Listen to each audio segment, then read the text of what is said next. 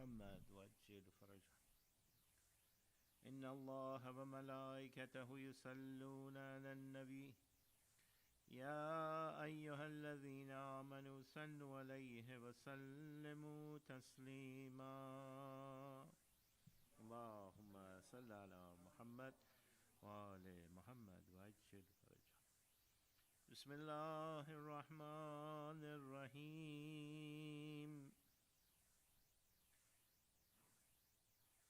ولله غيب السماوات والأرض وإليه يرجع الأمور كله. ولله غيب السماوات والأرض وإليه يرجع الأمور كله فاعبدوه وتوكل عليه. فاعبدوه وتوكل عليه وما ربك يغافل عما تعملون. بسم الله الرحمن الرحيم. ألف لام را تلك آيات الكتاب المبين. إنا أنزلناه قرآنا عربيا لعلكم تعقلون.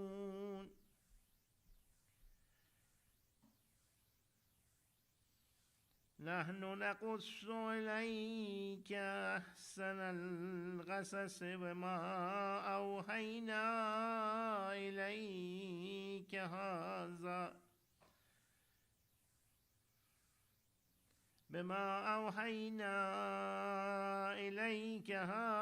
القرآن وإن كنت من قبله لمن الغافلين. صدق الله العلي العظيم. اللهم صل على محمد وآل محمد وعجل فرجه. أعوذ بالله من الشيطان الرجيم اللعين. بسم الله الرحمن الرحيم. لا حول ولا قوة إلا بالله العلي العظيم. اللهم كل وليك الحجة ابن الحسن صلواتك عليه وعلى آبائه في هذه الساعة وفي كل الساعة وليا وحافظا وقائدا وناصرا ودليلا معينا حتى تسكنه أرضك طوعا وتمتعه فيها طويلا برحمتك يا أرحم الراحمين. We have gathered here on the third day of Muharram to offer our condolences tonight and every night to Imam Zamanana in the Musibat, his grandfather Imam al-Hussein and Ahl Bayt Ma'sumin. This ayat that tonight was the end of Surah Hud and the beginning of Surah Yusuf. Basically, a lot of times a question that comes up is that why Quran is in Arabic, in Arabic language. And as you can see, Allah subhanahu wa ta'ala in this ayah number 2 of Surah Yusuf says, we have sent the Quran in the Arabic language, and we ask you to think about what's in the Quran. One of the main topics of Quran, everything that is in Quran is a lot of times in many ayat of Quran, you see the madh of Imam Ali alayhi salam and Shahrihal Ahl Bayt, what happens to Ahl Bayt. In ayah that was sent for for the Eid al-Mubahala in different places that directly or indirectly is in the madh of Imam Ali alayhi salam.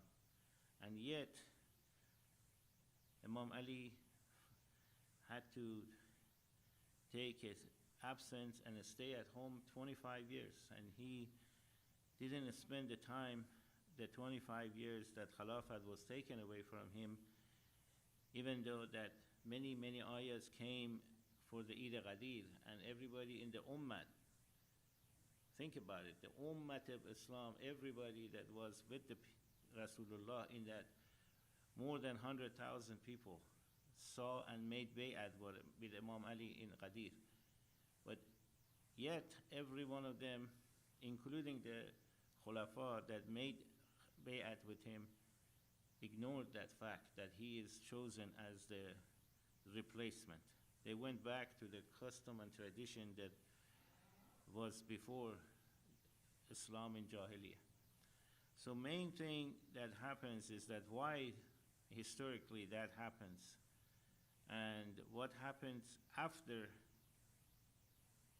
that occasion of Ghadir and after Khilafat of Imam Ali alayhi salam is, as I said the other night, every one of our Imams got martyred. And toward the end, after Imam Riza was, the Shahadat of Imam Riza alayhi salam, all the Imam Jawad, Imam Ali al-Naghi, Imam Hassan Askari, every one of them, they got Shahadat when they were very young, only 28 years old, some cases. So it seems like the Ummah was worried about something, and the Abbasiyun were concerned about, because they have heard about Imam Zamanana and the coming of Imam Zamanana. So they were in a hurry to avoid that, but that didn't happen, and up to today we are in Muntazar. So what is our responsibility toward the Imam Zamanana? I heard a short clip today or yesterday that when the Karbala was done and Ahl Bayt were in Esarat, when Imam Sajjad was leaving Karbala, and Hazrat Zainab looked at Imam Sajjad, Imam Ali and Ali ibn Hussein, and saw that he is almost so upset that he looks like he wants to leave this world. And so she ran to him and asked him, why are you so upset? What's going on with you? What's wrong with you? And he said, Amma, don't you see the body of my father is on this Sahra Karbala in that situation, and he's Imam Zaman at that time. And he said, why they are doing this to their Imam Zaman? This Imam Hussein, until he left this world, was the Imam Zaman. It was at that time present. And they killed their Imam Zaman. And believe me, today, if Imam Zaman comes, they want to try to do that to him too. This is just something that every one of the Imams after Imam Hussein went through, and they lived the time. But each Imam came with a different responsibility of his own time. And each lived and left with a responsibility. Even today, Imam Zaman is present. We come to this meeting, we should be careful because we don't know. Imam Zaman might come here, inshallah, and this is the majlis for his jet, and the place that angels of Allah come to commemorate with us, to do azadari, and we have to be very, very careful when we attend the majlis, because we don't know who is here and who is with us, and we have to be very careful. Every one of us is the host here, that comes to the Majlis, and we have to always expect other people who come and join us. We have to make sure that they leave here with a good experience, because we don't know the children that come here, they're the continuation of our generation after us. They have to keep up this tradition to, inshallah, give this to Imam Zaman, inshallah, and we all benefit from it.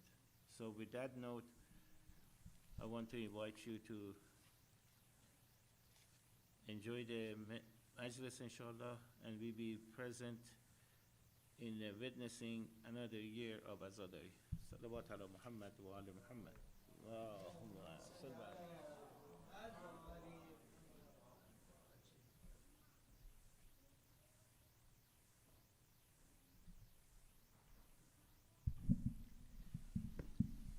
Muhammad wa ali Muhammad salawat. Allahumma salli ala Muhammad wa ali Muhammad wa ajil farajahum. For the love of the Holy Prophet and his holy family, please recite the second salawat. Allahumma salli ala Muhammad wa ali Muhammad wa ajil farajahum. For the reappearance of our awaited Savior, please recite the third salawat. Allahumma salli ala Muhammad wa ali Muhammad wa ajil farajahum. The marsiya that I have tonight is about a person who represents redemption. He becomes a cause of preventing Imam Hussain salam from going towards Kufa, and Imam Hussain salam ends up in Karbala. And such is his conscience that he starts debating, and on the day when it is all but certain that the people with Imam Hussain alayhi salam are going to be killed, he goes towards the camp of Imam Hussain alayhi salam and he joins the Imam. So the poet tries to capture the time when Hur ibn Yazid al-Riyahi, he comes to the camp of Imam Hussain alayhi salam, and the Imam gives him permission to fight on his behalf. Bar Muhammad wa ali Muhammad salawat. Allahumma salli ala Muhammad wa ali Muhammad wa ajil farajah. Fida ho us par salami hai jiska naam. Fida ho us par سلامی ہے جس کا نام حسین، میرا معین میرا آقا میرا امام، میرا معین میرا آقا میرا امام حسین، صبا کو بھیج کے روزے پکڑ رہا ہوں، دعا کرے قبول الہی میرا سلام، کرے قبول الہی میرا سلام حسین، جو کربلا کی زمین پر ہوا تھا ان کا ورود، تو پھر کے دیکھتے تھے قبر کا مقام، تو پھر کے دیکھتے تھے قبر کا مقام حسین، سنانا ہے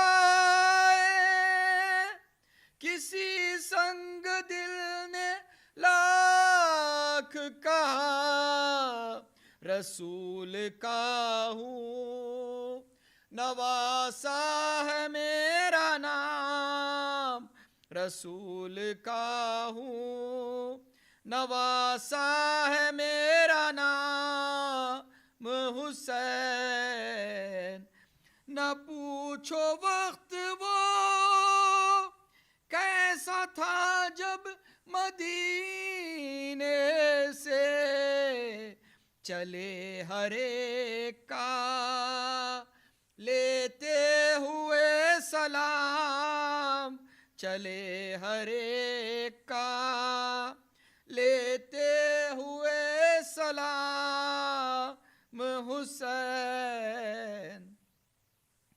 میں اپنے دل کو بہت پاک و صاف رکھتا ہوں کہ شاید اس میں کسی دن کرے قیام، کہ شاید اس میں کسی دن کرے قیام حسین۔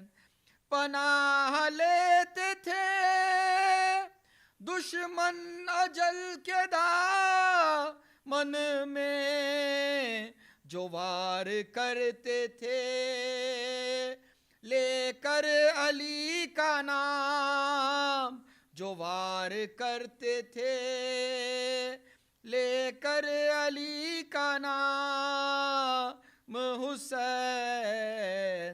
فدا ہوں اس پر صلوات اللہم صلی علی محمد وآلہ۔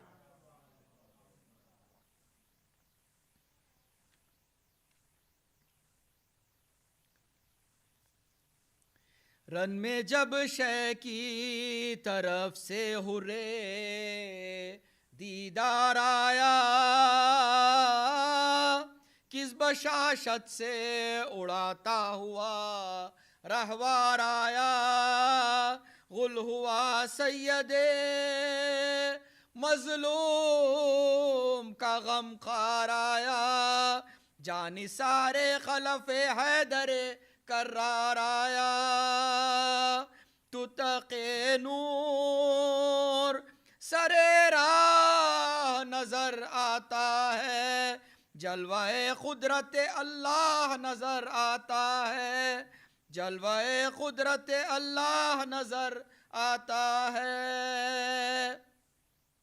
یہ سخن سن کے پکارا پسر سعد شریر، ہاں طرف دارے شہیدی پا چلے نیز و تیر، لے کے حربوں کو بڑھا فوج کا انبوہ کثیر، فاتحہ پڑھ کے جوان مرد نے کھینچی شمشیر، حر کا منہ سرخ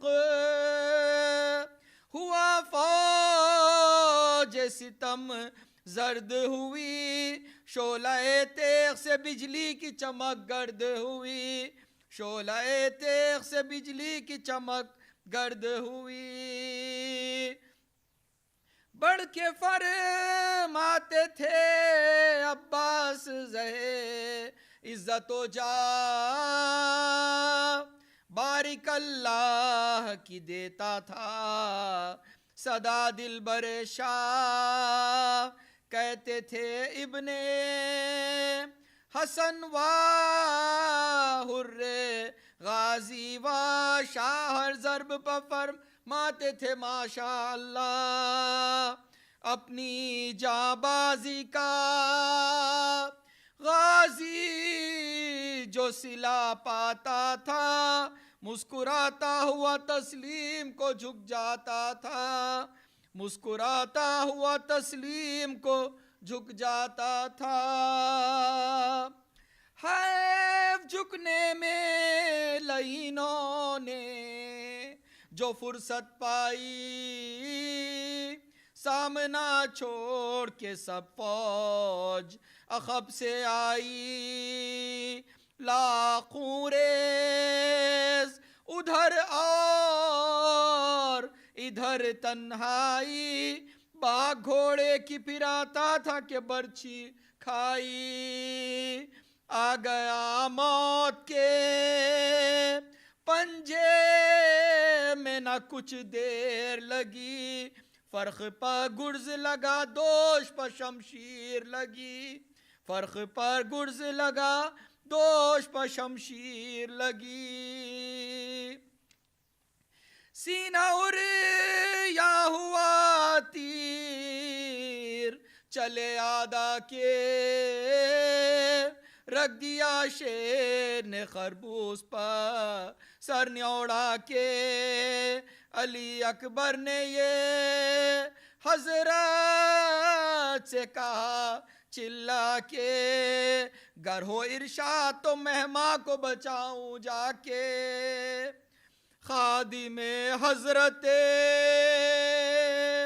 زہرا وہ علی گرتا ہے خاک پر اب وہ سعید ازلی گرتا ہے خاک پر اب وہ سعید ازلی گرتا ہے شاہ رونے لگے یہ سنتے ہی مہماں کی خبر ہو گئی آنسوؤں سے ریشے مبارک سب تر علی اکبر سے کہا تم ابھی ٹھہرو دلبر حر کی امداد کو ہم جائیں گے اے نور نظر کس سے اس وقت کہوں میں جو قلق مجھ پر ہے لاش اٹھاؤں گا کہ مہمان کا حق مجھ پر ہے لاش اٹھاؤں گا کہ مہمان کا حق مجھ پر ہے یہ سخن کہہ کے چلے رن کو جناب شبیر وہاں گرا خاک پہ گھوڑے سے حربا توخیر دیکھ کر شاہ کو آتے ہوئے بھاگے بے پیر پہنچے لاشے پہ امام دو جہاں وقت اخیر چمن ہستی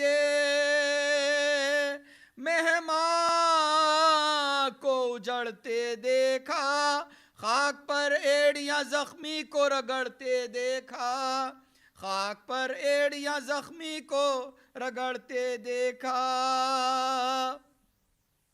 گر کے لاشے کے برابر یہ پکارے سرور میرے مہمانوں مددگاروں معینوں یاور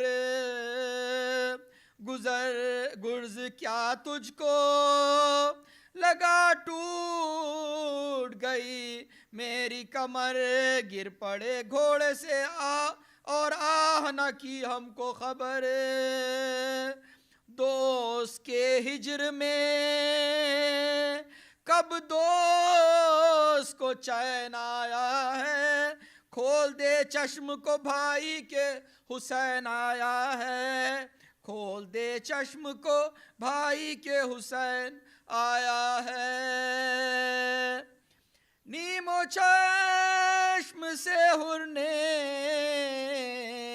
رخ مولا دیکھا زیر سر زانوئے شبیر کا تکیہ دیکھا مسکرا کر طرف عالم بالا دیکھا شہ نے فرمایا کہ اے حر جری کیا دیکھا عرض کی حسن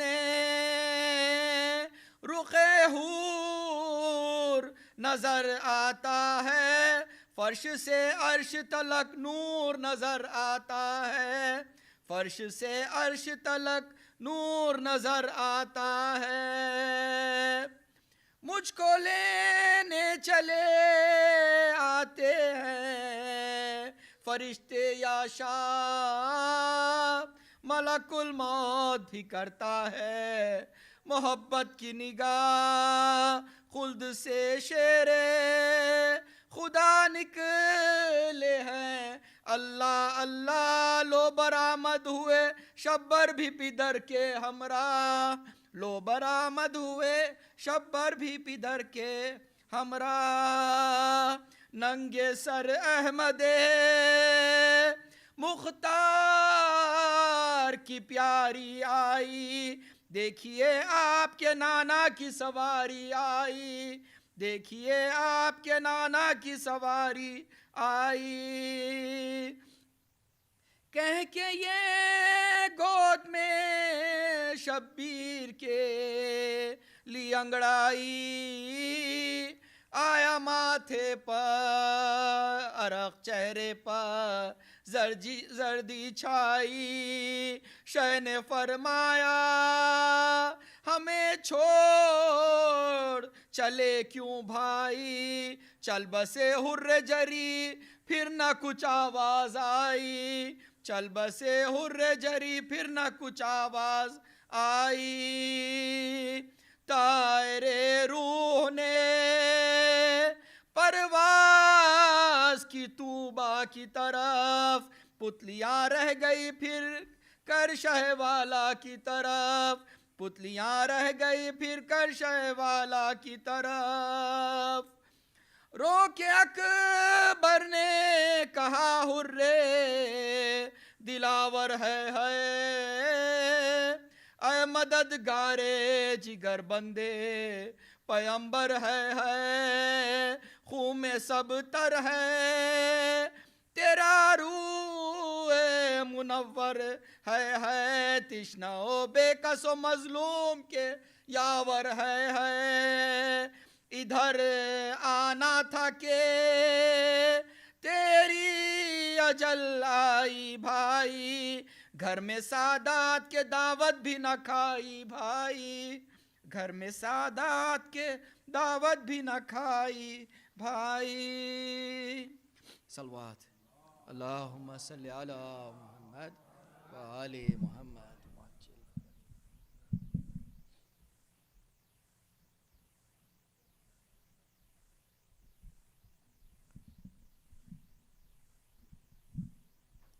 Assalamu alaikum. I'm going to recite Surah Rahman 1 to 21. Bismillahir Rahmanir Rahim. Ar-Rahman, Allama al-Quran, Khalaqa al-Insan, Allamahu al-Bayan, Ash-Shamsu wal-Qamaru bihusban, Wan-Najmu wash-Shajaru yasjudan, Was-Samaa'a raf'aha wa wada'a al-Mizan, ألا تطغوا في الميزان وأقيموا الوزن بالقسط ولا تخسروا الميزان والأرض وضعها للأنام فيها فاكهة والنخل ذات الأكمام والحب ذو العصف والريحان فبأي آلاء ربكما تكذبان رب المشرقين ورب المغربين فبأي آلاء ربكما تكذبان مرج البحرين يلتقيان بينهما برزخ لا يبغيان فبأي آلاء ربكما تكذبان صدق الله العلي العظيم. اللهم صل على محمد وآل محمد.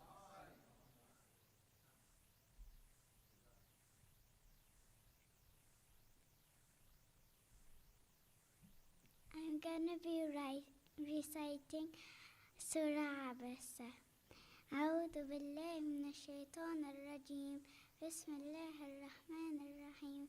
عبس وتولى أن جاءه الأعمى وما يدريك لعله يزكى أو يذكر فتنفعه الذكرى أما من استغنى فأنت له تصدى وما عليك ألا يزكى وأما ما جاءك يسعى وهو يغشى فأنت عنه تلهى كلا إنها تذكرة فما جاء ذكره في صحف مكرمة مرفوعة مطهرة بأيدي سفرة.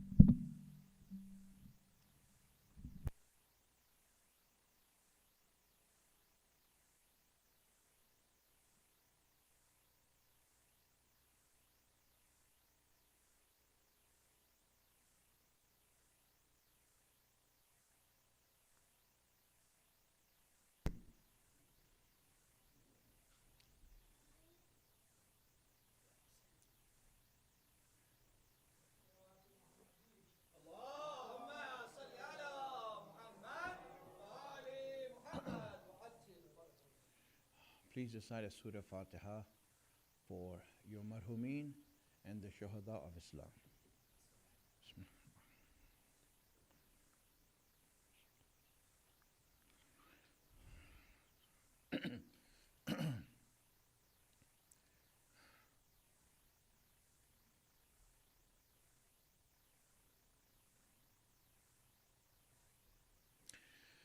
حسبنا الله نعم الوكيل نعم المولى ونعم النصير أعوذ بالله من الشيطان اللعين الرجيم بسم الله الرحمن الرحيم الحمد لله رب العالمين والصلاة والسلام على أشرف الأنبياء والمرسلين سيدنا ومولانا أبي القاسم محمد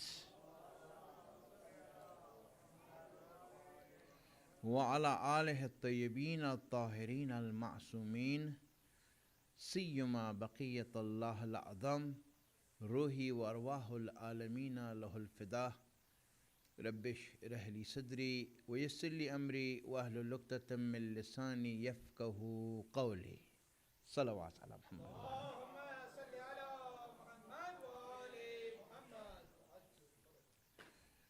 When a person becomes mu'min, meaning he starts believing in Allah and Ahlul Bayt, then one of the things that Allah promises to every mu'min and anyone who actually has faith is that he is going to make faith, make this deen, make religion look beautiful for them. When they see anything regarding religion, they find it attractive. There's an attraction that we have towards it. Any aspect of deen. Whether we go from usul al-deen or to furu al-deen or even akhlaq or anything like that. If it says, for example, when you're at night you should sit down and drink water, then they find it attractive. It's like beautiful. So beautiful that if you look in the examples, even of Imam Ali alayhi salam, how attractive was the sunnat of Rasulullah to our Imam. In the heat of the battle, and I just came back from Hajj, that's why I'm trying to get over this cough that I have, and it was hot there. It was hot. And in the heat of the battle, Imam Ali was in a full force fight mode. And you know that it's difficult for us to go from one place to another in Mecca in that heat, and Imam Ali is in a battle. In the battle. You know, and you get thirsty. Now, obviously, the army has, you know, water bearers who bring around water for soldiers who are fighting, right? So that they can drink water and, you know, maintain their energy while they're fighting. So, as the battle is raging on, and Imam Ali is in the heat of the battle, and it's hot, and people are perspiring, and they're thirsty. The water bearer comes to Imam Ali offering him water.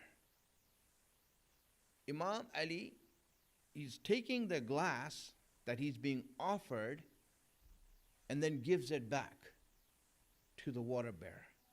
He says, I can't drink this. He says, why not? Why not? I mean, everyone is thirsty. You need energy. He gives him a cup of water, and he refuses to take it. And they ask, why are you refusing to take water? You know what Imam Ali says? You know what he says at that point? He says, because the cup you gave me is cracked. The cup is cracked. But why? The sunnat of Rasulullah, he said, do not drink in a cracked glass. Even in the midst of the battle, that this action is so sweet, it's better than the water that's in the cup, to reject it. My friends, when you find religion this beautiful, and everything that has to do with religion this beautiful, then you won't leave it for anything. In fact, everything you will sacrifice in order to keep this with you. I want to keep this practice. I want to keep this sunnat with me. This is how Allah, and this is from Allah. We spoke about that yesterday, that this love that you have and this attachment you have to deen is from Allah. It's a blessing that He has given you. Now, it's a special gift. Imams have said that this is a special gift Allah gave. Let me read the ayat again. لَكِنَّ اللَّهَ حَبَّبَ إِلَيْكُمُ الْإِيمَانِ وَزَيَّنَهُ فِي قُلُوبِكُمْ. Allah has made Iman lovable for you, and He has made it beautiful in your heart. And you will find it beautiful if you are mu'min. Now, on the other hand, Allah also says, وَكَرَّهَ إِلَيْكُمُ الْكُفْرُ وَالْفُسُوقُ وَالْإِسْيَانُ. And He will make kufr detestable to you. You will hate it. If you're a mu'min, you will hate kufr. You will hate guna. You will hate fusuq, which means open guna, open sin. Someone who's openly, for example, opening a bar. This is fisk. You're opening a bar in public, you're doing haram in public. So this is open fisk. So Allah says, as a mu'min, you will hate it. It should be hateable in your heart. Now, these ayat divided in two parts. One thing that you love, which is Iman, you love it, right? And it's beautiful. And on the other side is kufr and fusuq and isyan in order of importance. Kufr is the most important thing that you should hate. Anyone that is a kafir or kufr happens anywhere, someone is making fun of Allah, it should be hateable to you. You should not sit in that gathering. Leave it. Say, I cannot sit here because you all are making fun of Allah. Leave it. Leave the gathering. Doesn't matter. And if those people, they break their friendship with you, Allah will bring you new friends. Don't worry. Allah will bring you new friends. Don't worry about losing friendship, my friends. Listen, friends are dime a dozen, all right? Here, especially here. You lose one, you'll get another one. But do it for Allah's sake. Don't sacrifice Allah for your friendship or your relationships or anything. It's not worth it. And you don't want to be surprised in your grave when Imam Ali is not there. Because Imam Ali doesn't come to people who insult Allah. He doesn't come to people who take Allah lightly. Yes, Imam Ali will come to the graves of mu'mineen if they did not if they respected Allah. If they didn't respect Allah, Imam Ali is like, what do you have to do with me? Nothing. Right? So keep that in mind. All those hadiths are true. Imam Ali will come to the graves of mu'mineen if you respect Allah. My friends, this ayat, in simple words, is a part of our wajibat. Now, let me explain to you, right? A test, right? For, I don't know, do you have Sunday school here? You do, right? All right, good. This is a test for your Sunday school, so adults don't answer. All Sunday school goers, right? This is for you. What is the last two furu'ud-din? What is the last two furu'ud-din? Now, what's the first one? Namaz, right? What's the last two? You learned it, right? A test for the Sunday school to see if it's working or not. You know? All right, you know. Anyone? No, last two. So the kids didn't answer. So now you need to do a reprisal of the Sunday school and see the syllabus and make sure that you're learning right. Furu'uddin, you should know this, right? Furu'uddin are the things that Allah has made wajib on us. The last two that we learn in Sunday school of wajib things is tawalla and tabarra. Two things. There is something that you should be attached to, and there's something that you should be detached from. And this ayat is explaining that. You should be attached to everything that has to do with Iman, Usuluddin. Be attached to that, whether it's Allah, whether it's Rasulullah, or whether it's Ahlul Bayt. Be attached to that. And be detached from anything that is kufr, that is guna. Just these things. When you see guna happening, be detached. This is tabarra from guna. This is tabarra from kufr. Any sort of kufr. Whether that kufr is to Allah or to the wali of Allah. Any kufr that is shown, because kufr to the wali of Allah is the same as kufr to Allah. Meaning that if you reject Rasulullah, you can't say, Allah, I accept you, but, this Rasulullah, at least, give me an excuse on him. It doesn't work like that. If you accept Allah, you accept Rasulullah. If you accept Rasulullah, you accept Ahlul Bayt. You accept Ahlul Bayt. If you reject Ahlul Bayt and say that we'll accept Rasulullah but not Ahlul Bayt, it doesn't work like that. Either you do this or that. So hence this is called tawalla and tabarra. This ayat is summarizing what that means.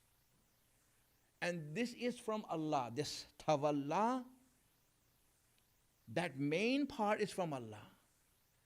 Why is your heart attached to Ahlul Bayt? Not because you're so good.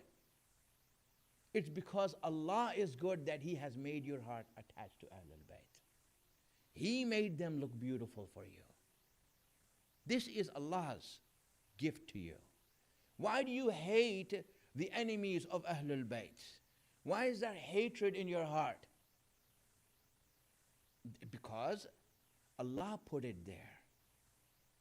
Allah put that hatred there. He says, وَكَرَّهَا إِلَيْكُمُ الْكُفْرِ. I put that hatred in you for kufr, if you are a mu'min. So hence, my friends, this is where we are at. Now, the subject I want to discuss today, right, is the need for this discussion, or this knowing, or trying to understand the beauty of deen.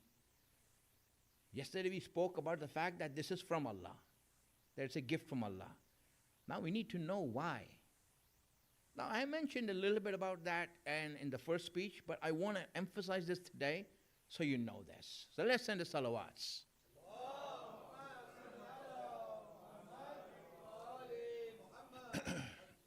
We all have needs, right? We all have needs. And the needs that we have are not the same.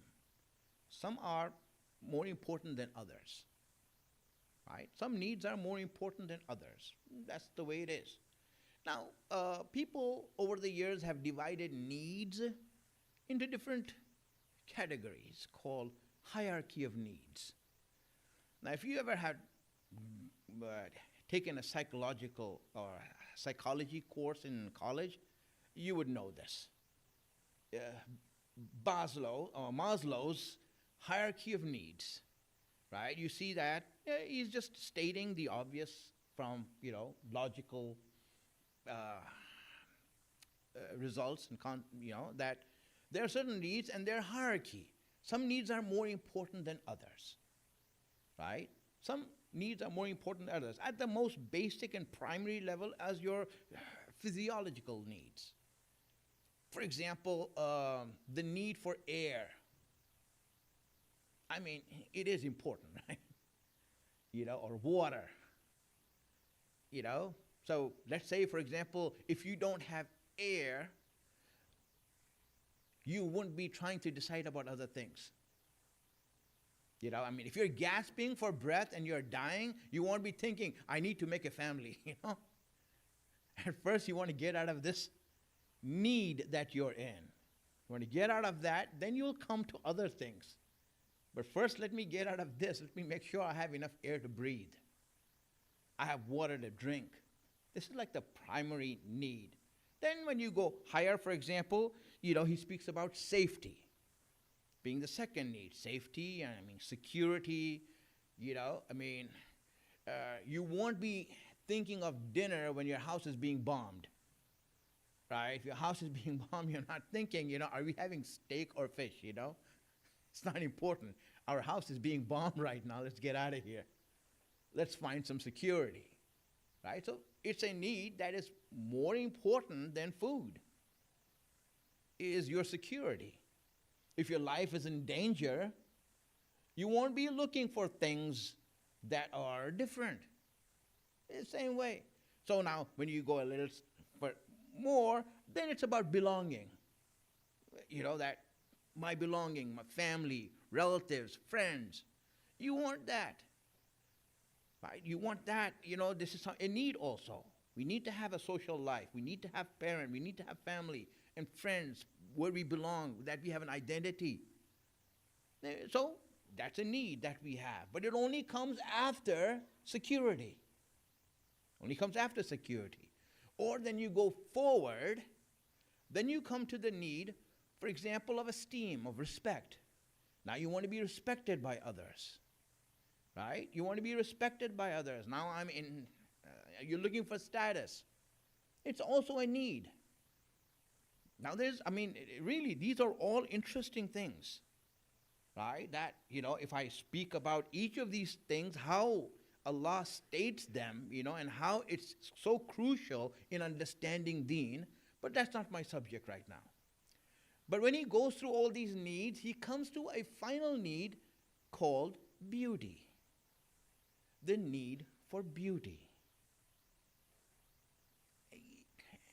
Like having not just a home, but making the home beautiful. Not just having a family, but making the family happy. You see? Not just, for example, I want a job. Actually, I want a job that I enjoy.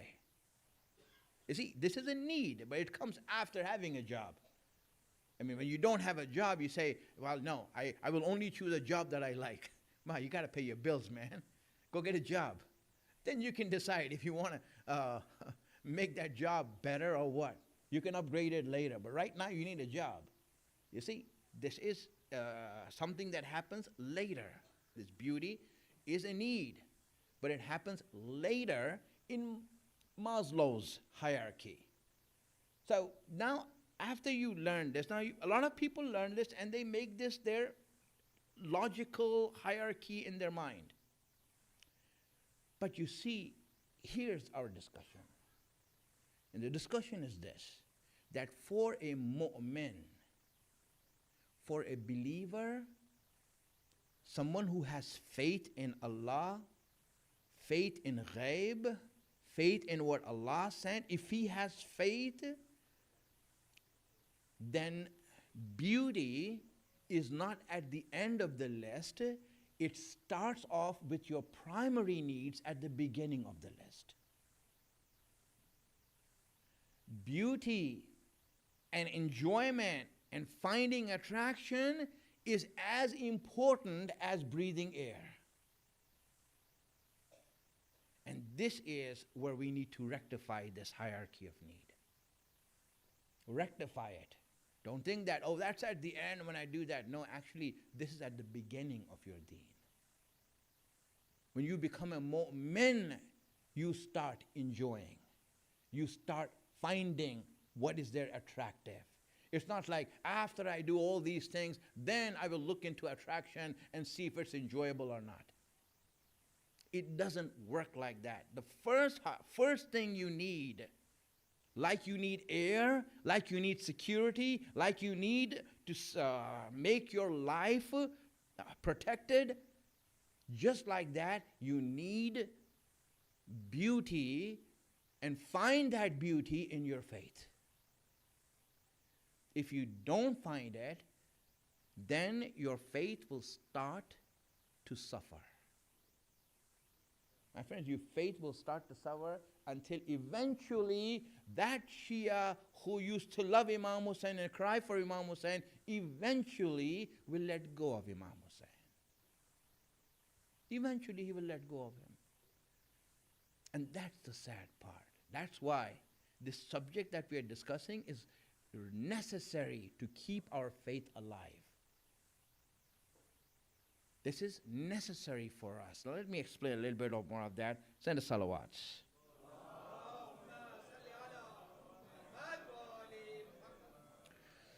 You know,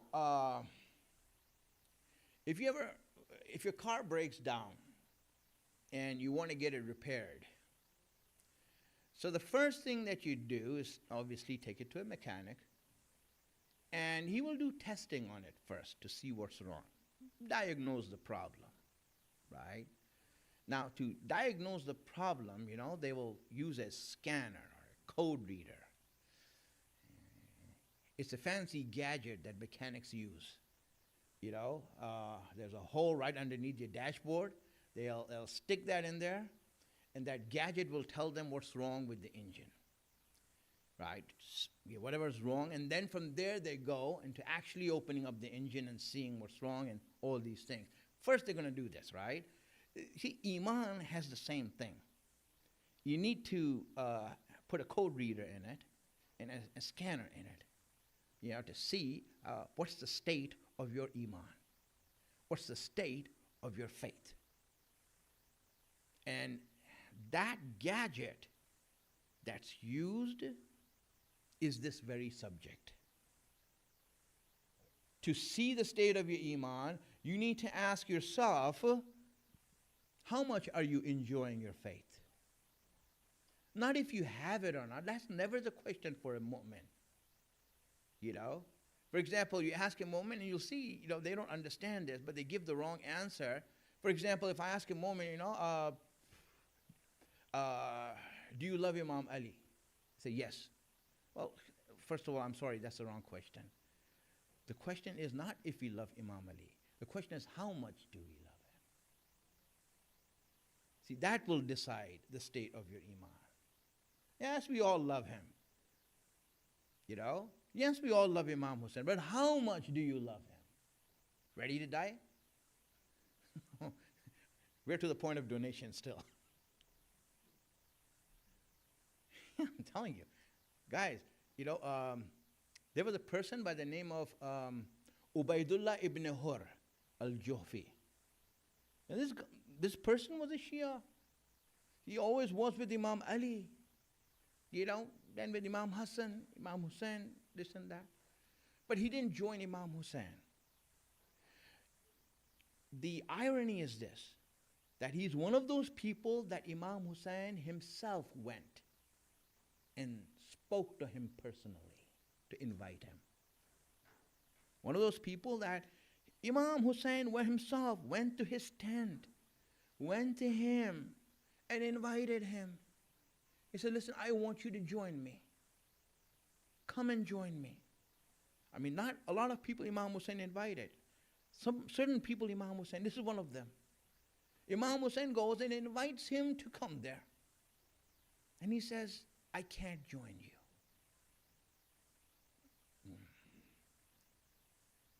Why not? He said, you're on a suicidal mission. I know what's happening. I am aware of politics. You're on a suicidal mission. I can't join you.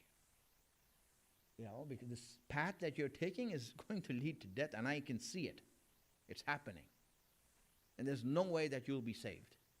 And anyone else who's with you. He said that. But then he said, listen, you know, but I believe in you. I believe in you. So, you know, I'm going to give this horse and these swords as a donation for your mission. This is donation for you to use. It will help you. Imam Hussein said, listen, I don't need your donation. What I came for, you rejected. It's over. I don't need your donation. My friends, really, how do we treat Imam Hussein? Imam was saying, I'll give you a donation, sponsor the tabarruk, but don't ask me anymore. How much do we love? You see, that's the question to ask. How much is our love? What are we willing to do? Well, again, it's not my topic. I just want to make sure that you understand this. This is the gauge. When Allah says, Habbaba ilaykumul iman, that I put faith in your heart, and I made it beautiful for you, I made it attractive for you. How much attractive is it? How much are you willing to give to the son of Fatima? This is a question that a mu'min is driving him crazy all his life. If a person is a mu'min, it's driving me, it should drive us crazy. How much do I go? How much can I go? Don't stop. How much should I don't want to stop less than Karbala, than being with him in Karbala. That's our goal. That's what we read, right, in Ziyarat-e-Warisa. You know, when we read about Ziyarat-e-Ashab, Ya laytana kunna ma'akum, you know, how we wish we were with you and that we achieved the same shahadat that you did. We want to go all the way. We don't want to stop anywhere. This is, my friends, how you gauge Iman. How much do you love Imam Ali? You know, yes, we enjoy him. You know, we love hearing about him. In fact, while I'm at this place, right, I should also make you make a decision for me, you know, where I'm going to head with these speeches, you know, because I have two paths in front of me. I have two paths in front of me, and I want you to decide for me how it is, you know. I mean, listen, I can make you all feel good. I can make you all feel good. You know, in fact, if you give me 2 minutes, I'll make you feel good, all right? Give me 2 minutes, I'll make you feel good. You know, and this is real. This is real, right? That Rasulullah sallallahu alayhi wa sallam,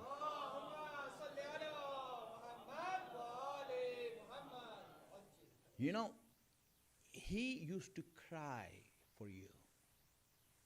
At nights when he cried, he didn't cry for Allah. He was crying for his followers, which is you. He used to cry for you and said, Allah, Yawm al-Hisab, Yawma tubla sarair. Allah, you know, reason I'm crying is because my followers, they have done wrong, they do wrong things, and they will do wrong things. And the day of judgment is when you will expose everyone. You will expose everyone. Yeah, it's a very sensitive time. And you will be naked, nothing. Everything you have done will be out there for everyone to see.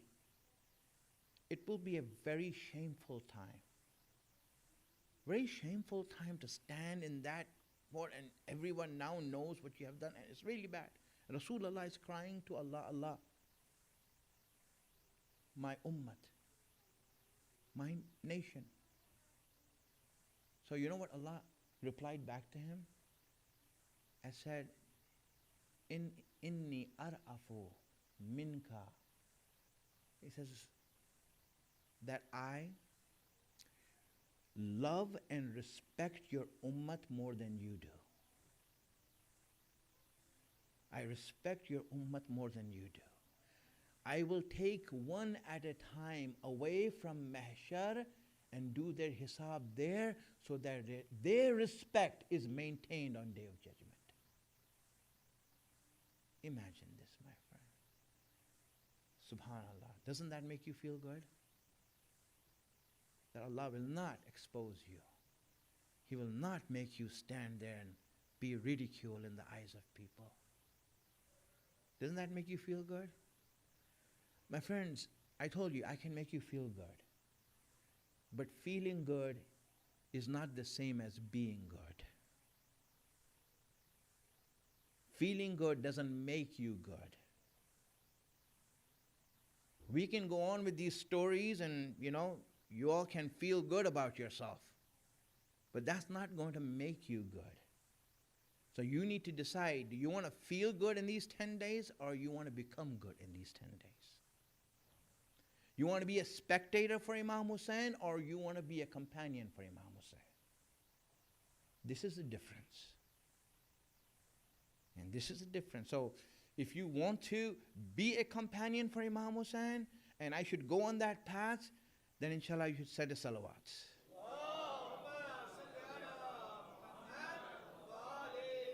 MashaAllah, MashaAllah. Thank you for choosing from me.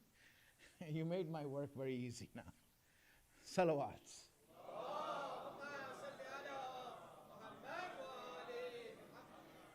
My friends, why do we need to enjoy religion? Why do we need to be attracted towards it? Well, I mentioned yesterday, it's ujub. For example, ujub is a result of not enjoying. And I explained that how it happens. This ujub, will lead us to think that Allah owes us now. I don't know, Majlis of Imam Hussein and I did this and this and that. Now Allah owes me. Bibi Fatima owes me. Really? What does she owe you for? Really, what does she owe you for? Think about it. We stand at that point. And unfortunately, that's what happens. We don't see what they did, we see what we did. We don't see what they did for us and how much we owe them, and we just see the small thing that we do. Yeah? I'll give an example so you understand this, right? This Pakistani doctor, right, in America, he was like living here. Now, when you're a doctor, you become rich here, right? At least upper middle class, whatever you call it, right? So instead of, for example, a 4-bedroom house, you can afford the 6-bedroom houses in gated communities with an actual living human being at the gate, seeing who comes in and not. Okay, you can get all that. But here's the thing. One of the things he saw that he didn't get is that I have the money, but I have no respect. No one knows me, right? And these people, they don't accept me at their golf clubs, so where should I go and all these things? So he decided that he's going to go back to Pakistan and find his respect amongst his people. So he decided that he's going to stand in the election there. Now, obviously, he's been away from Pakistan for a long time. He doesn't know anyone there, but he has a friend from childhood who's there. And he tells him, listen, I want to come there and I want to stand in the election. And the friend is like, it's great, come by. I mean, he didn't want to warn him about the politics in Pakistan. But he said, all right, come on. So he went there and he made his friend the campaign manager. And he's going to stand in the election there, right? So what happened is that they decide to go on a campaign trail, so he sets up some speeches on the way in little villages and all that on the way, so this guy can be introduced. And so as they're going, he comes out in his, Armani 3-piece suit, and the friend looks at him and says, what are you doing? He says, I'm getting ready to go for the speeches. He says, you can't go like this. People see you like this. They'll look at you as a foreigner. You want to be home. Make the people understand that, you belong to this country. He said, all right, but, what should we do? He said, you should wear Pakistani clothes. Okay, but I don't have the Pakistani clothes right now. All I have is this kurta. I don't have the pajamas, the shalwar. So he says, that's no problem. I'll give you the shalwar. So the friend gives him a shalwar. He wears his kurta, and they go to the first place. And the friend is going to give the introduction to his, doctor. And he starts giving him the introduction that this friend of mine has come back to Pakistan and he's going to invest in Pakistan. He's going to make roads. He's going to build hospitals. And the pajama he's wearing is mine. Now this doctor comes up with a speech and everyone's just watching his pajamas. No one is listening to his speech. And after the speech, he comes to his friend. He says, listen, don't say the pajama is yours. All right, no problem. So they go to the second place. And then again, the friend goes, oh, this guy's from there, and he's going to build hospitals and build roads and all these things, you know, and the pajama he's wearing is not mine.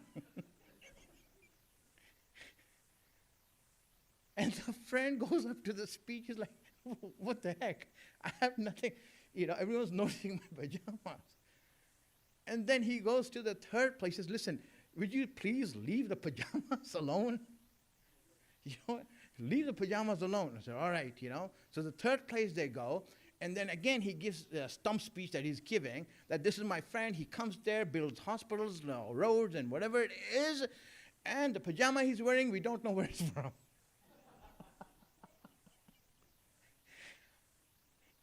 And again, you know, see, now the thing is this, the guy invested in the campaign. He put money down, lots of money. And this friend of his, the only contribution he has is the pajama he gave. But he wants everyone to notice that. You see that? Why are you doing that? This is us when we feel that we owe, that Ahlul Bayt owes us. You did a majlis for Ahlul Bayt and that's it. You think you owe them now? Really, this is what happens. You know, you see a lot of people who show me their center, right? For example. And so I go inside there and they say, you know, I just see, mashallah, very good. Mashallah, your arrangements are good, this and that. Maulana, the clock, you see this clock over here? And this clock is from Walmart. I know it, right? $9.99 at Walmart. So what happens is that he points to the clock. You know, we have this clock so that the alim looks at the clock and this and that. He said, why are you pointing the clock? Because that was his donation to the center. So that one donation that he makes to the center, he wants everyone to notice is that. Everyone else paid all these things. But so a lot of times this is what happens to us. Why is it happening that we want everyone to notice what we gave, and we completely are oblivious of what has been given? You see, this is where ujub comes in, that you think that Ahlul Bayt owes you. Now you write a book about Ahlul Bayt, right? Your name is in larger fonts than, you know, Ahlul Bayt. You know, you can't even see the title of Ahlul Bayt. All we can see is the author's name. Why is that? Friends, this is a problem. This ujub is what destroys faith. And why does it happen? Because we do not and have not yet found our deen to be attractive. We haven't started enjoying our deen. Really, it should be so pleasurable you can't leave it. That's what it's for. Sometimes you see it happens that, you know, again, how important is, let's say, your deen for you, Majlis of Imam Hussain? Are you going to come for the Majlis of Imam Hussain when you have nothing else to do? Or are you going to let go of everything else in your life to come to the Majlis of Imam Hussain?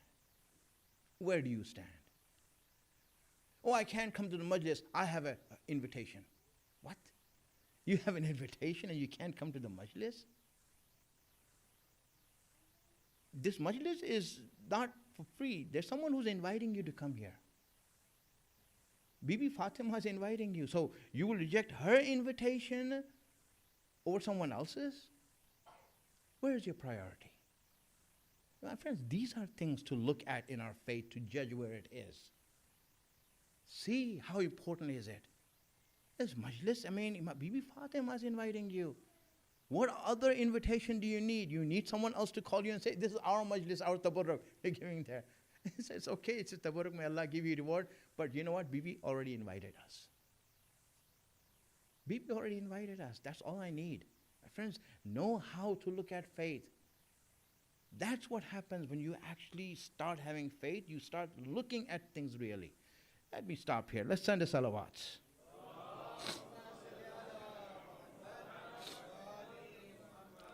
Really, my friends. And when you get attracted to deen and enjoy it, then you know what will happen? Then you want to share it with others.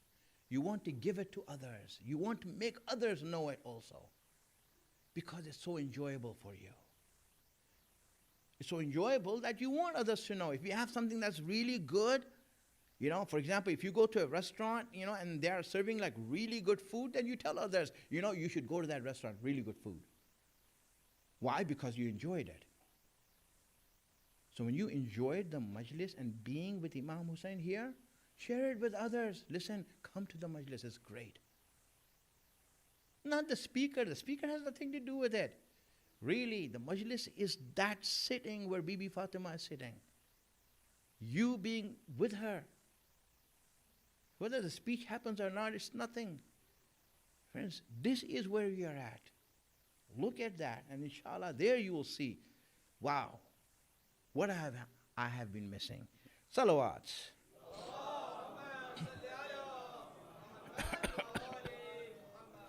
The second thing that happens if you do not find deen attractive is you will have the issue of hasad in you. You know, hasad, envy. You as a person who's religious will become envious of dunya, of people who have dunya. This person has this much money, he has this much, he is the fourth in the Forbes list of richest people. Bah, bah. Why are you envious of them? Again, I mentioned that yesterday. But this envy comes to you. And this envy, really, you are here, but your heart is there with dunya. You're standing with Ahlul Bayt, but your heart is there with dunya. Where did this come from? How is it possible for me to be sitting with my Imam and my heart being somewhere else? I've seen it in ziyarat. People who come for ziyarat, this and that, you see that they are with the Imam, but their hearts and minds are somewhere else. The Imam is here. Don't you see that? He's right here. Wow.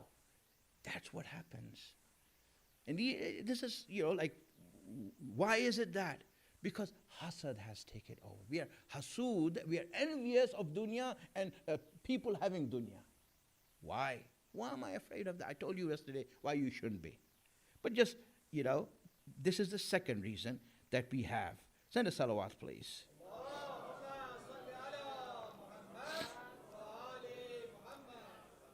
Just I'll say that there's a need for us to recognize the beauty of religion, our deen. Recognize the beauty of it so that we can fall in love with it. We can fall in love with each aspect. Look at it and just you know, deal with it, interact with it, and you will see how beautiful it is. Allah says that if you are a mu'min, then I will make you enjoy your religion. You know, and when you enjoy it, then you take it outside. Go outside and say it. Don't hide it. You know, don't hide and saying, Ya Hussein, Ya Hussein, Ya Hussein. What is it, Ya Hussein? Go out, make a julus, let the people know, Ya Hussein, no. Let them know that this is something special that you have. Declare it to the world. You know, that's why we have these julus. What is this for? So that enjoyment we have, that attraction, that love that we have, we want to share it with everyone else. We want to let the world know that this is there. It's a need for us. It's a need that we need to do this as a mu'min.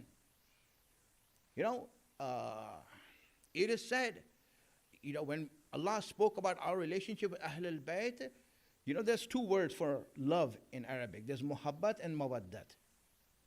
You know, he didn't say muhabbat. You know, muhabbat is love that even if it's in your heart, it's still valid. It's still good. That's muhabbat. But mawaddat, Allah mentions mawaddat. Why? Because of the fact that Allah wants us. Because mawaddat means it's not okay just to be in the heart. You need to express it. You need to let the world know. That's why when he speaks about husband, wife, he doesn't say muhabbat. He says mawaddat. You need to let your wife know that you love her. The wife needs to let her husband know that she loves him. This is why you have to express it. Just like that he says with Ahlul Bayt. It's not enough for you to hide it in your heart. Go out and express it to the world. This is what's called mawaddat. This is mawaddat. You know, it is said that someone even reading salawat, it says, say it loudly, as loud as you can.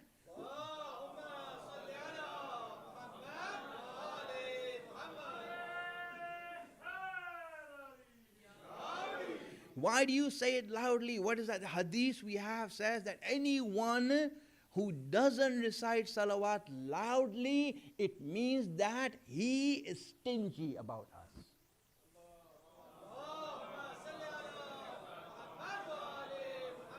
Yes, yeah, I'm telling you, you don't have to give salawat all the time, but when you do give it in the proper way.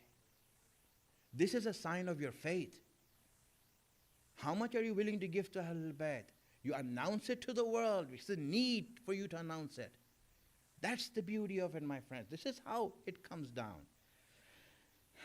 And when you don't find religion attractive, then it could be an azab of Allah. Really.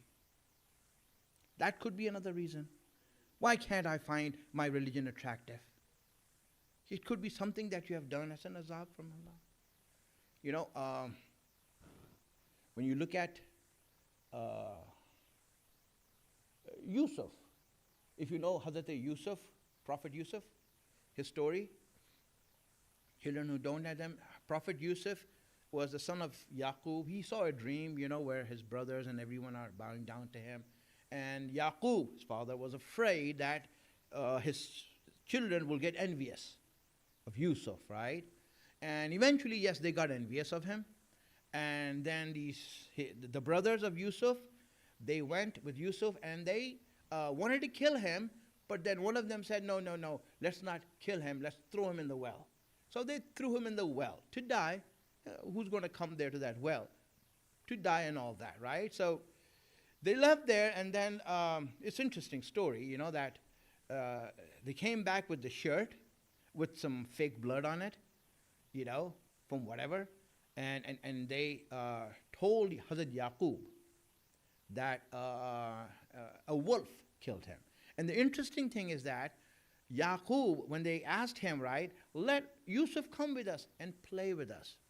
So Yaqub said, and this is interesting, right, I'm afraid a wolf might eat him. Yaqub said that to them, I'm afraid a wolf might eat him. And these people, when they came back, they couldn't even make another excuse. They said a wolf ate him. You know, it was like obvious that, you know, they were lying and they're saying these things, and Yaqub said, all right, I will wait. So, you know, obviously time went on, these people. Yaqub was crying, and he used to cry a lot, you know, until his eyes went all white. His eyes went white, he went blind, crying for that. And the children were upset at him crying. And they said, stop crying. Why are you crying for? You know, and they said some words to him, to really insulting words, to their own father, who's also a prophet of Allah.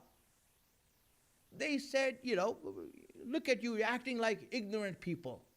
You're a prophet, you should behave like a prophet. You're acting like ignorant people, crying all the time.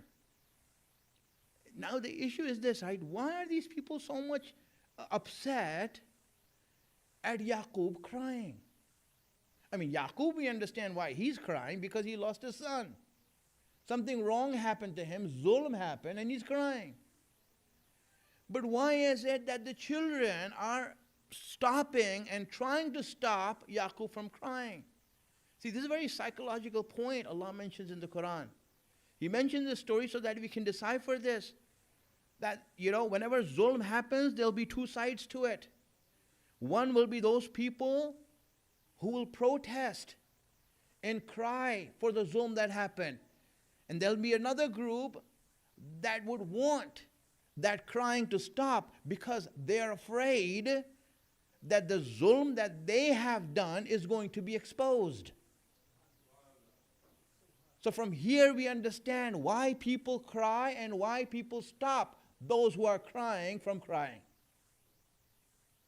The reason when people stop us, why are you crying and doing all this azadari and all these things? Well, the reason is zulm happened.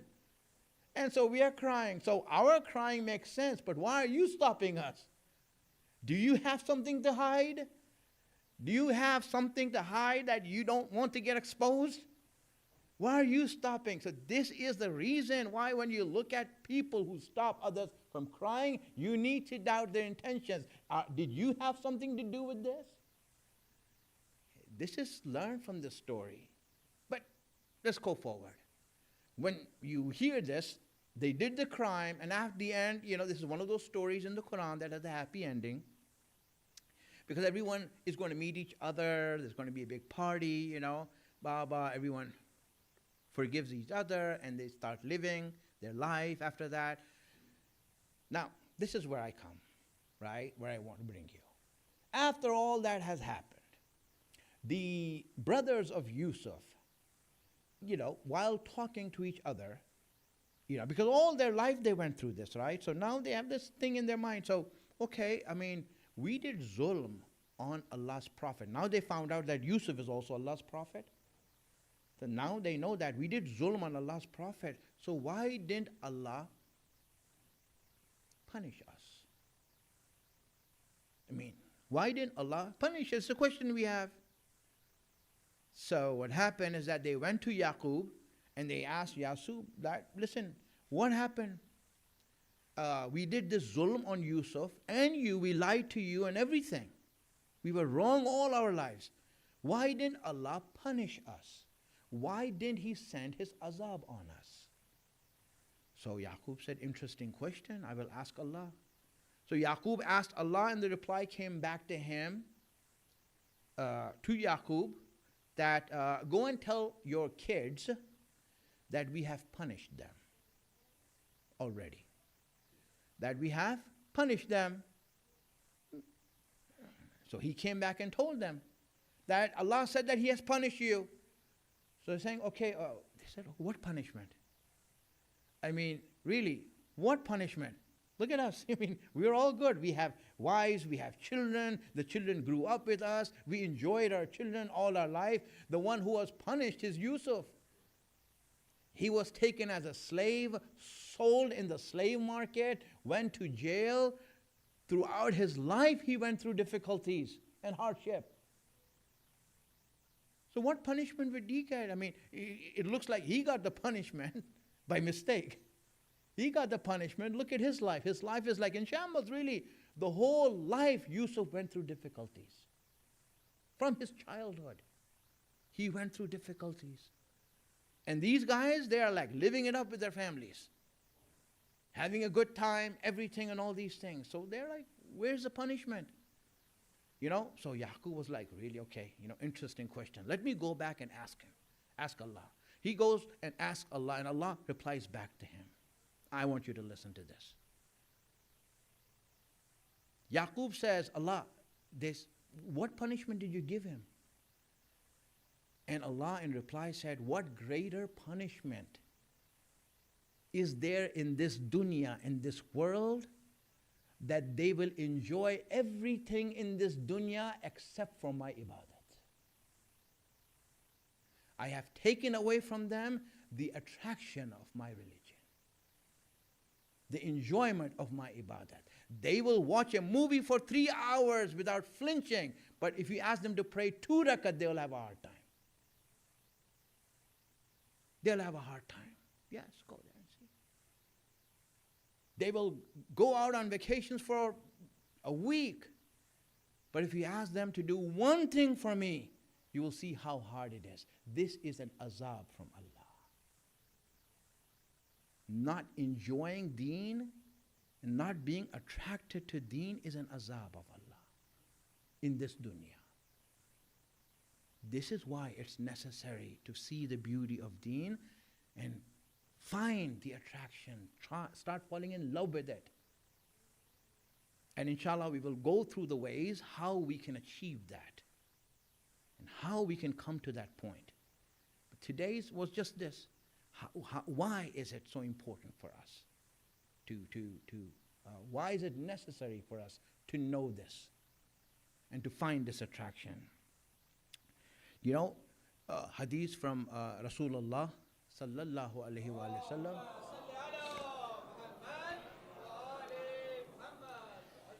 He said, I want to see you, he said to his followers, I want to see you enjoy deen, and I want to see that enjoyment in your face. Really. This is what Rasulullah is expecting from us. Enjoy the deen I gave you, and I want to see it in your face. That enjoyment. Really, my friends, there's no other place where you can see the actual result of the attraction of deen than in the majlis of Imam Hussain. Look at the faces of the azadar of Imam Hussain when they come out of the majlis. Then you will see how much they found it attractive, how much they enjoyed it. You can see it in their face, in the tears that are rolling down their faces. You can see it there. Subhanallah. This is what happens. Hussein is the attraction of deen. Ya ilaha illallah. I'll just mention few things today, so you know this. You know what we cry for, even though it's so atrocious. That zulm that happened to Ahlul Bayt is so atrocious. Sometimes, a lot of masayib, you don't know the masayib. And even ulama don't mention it. Because it's very difficult. It's very difficult. Just the small amount of things has made you, has shook you for your whole life. Shook you for your whole life. What was Rasulullah seeing whenever he used to see Imam Hussain? He would start crying, and the crying would never end. Ya Rasulullah, what has happened to Hussain that is making you cry so much? We don't know, my friends. Really don't know. The Messiah we have is very little. Very little. Allah just told us this so that that's enough for you. Otherwise, you won't be able to go on living. You won't be able to stand it. It's very difficult, A soldier of Yazid came to Yazid and said, I want to say something with your permission, sir. Yazid is the emperor. Right? And this is a soldier. So I want to say something if it's okay with you. I don't want you to hold it against me, please. No? Yazid said, all right, go ahead. What do you want to say? The soldier said that this journey with Hussein's family that we came, we were ruthless with Hussein's family. We were ruthless with them. We had no mercy on them. Every step, we wanted to make it so hard that they will just break down and finish.